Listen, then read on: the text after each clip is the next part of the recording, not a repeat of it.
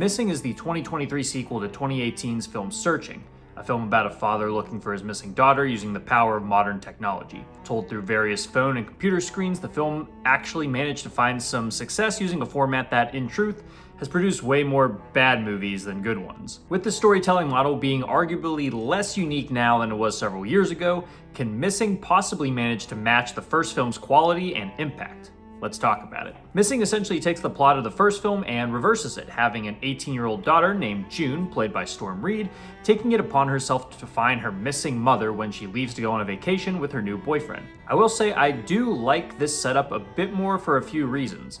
Having the protagonist be younger gives them more opportunities to illustrate their technological literacy in a more convincing way. Not saying you older folks out there are bad at computers, I just think if someone's going to be utilizing it as a detective tool, a teenager kind of makes sense. Additionally, I think it adds a new layer of triumph when a kid is able to pull off the job of adults in a convincing manner.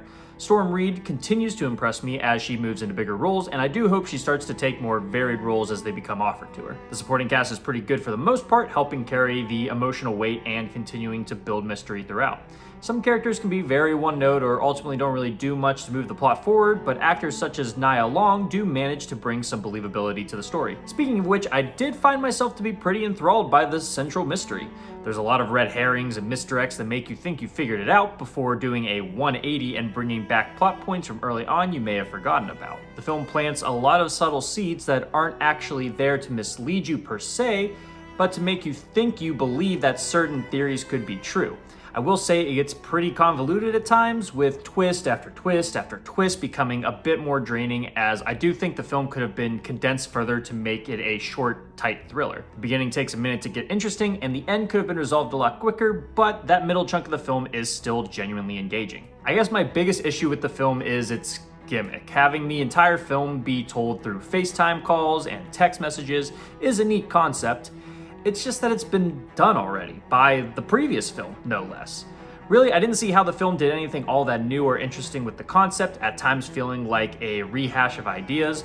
Not to mention that my immersion was often broken when it's clear the sources the characters are using to record are a bit too clean and crisp, even with some artificial examples of video lag added to mimic authenticity. The need to tell the story this way also leads to a few contrived conveniences that feel forced into the plot for the sake of making this format work.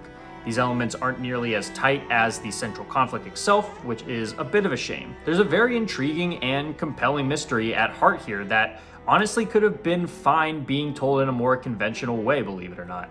I do get why movies like these get made though. They're insanely cheap to produce and usually reel in big returns. And if I'm being honest, this is definitely one of the better ones, managing to be mostly smartly written and engaging enough to rise above its gimmick. I'm just not sure there's anywhere else for this specific genre to go at this point. Now, if we get a murder mystery solved by a kid in Fortnite, you might have my attention again. For my rating, I'm giving this film 3 Memojis out of 5. Guys, thank you so much for tuning into this episode of the Martini Shot. If you saw Missing, let me know what you thought about it down in the comments. And if you like what you saw here and would like to see more, don't forget to like, subscribe, and follow me across all social media channels. Those links are down in the description below. And if you enjoy movie reviews and movie-themed cocktails, be sure to check out my website, martinishot.blog. Until next time, thank you again for watching. I'll see you in the next one. Live deliciously, but please remember to drink responsibly.